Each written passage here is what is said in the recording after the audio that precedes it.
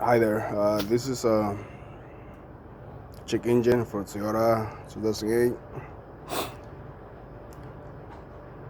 I got code P0101, and the other one is P0172.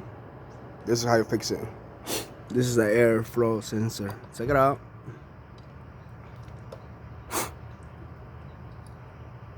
As you can see, it's right there. So all you gotta do is to fix the problem. You gotta just remove it and you gotta clean it.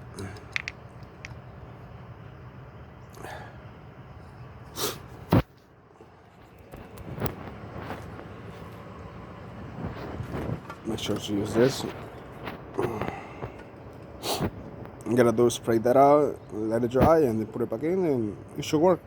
That's how you fix it. And then put it back in. See, this. Make sure you use this one though. If you use something else that gotta work, make sure you get this one. All right. Okay. Bye bye.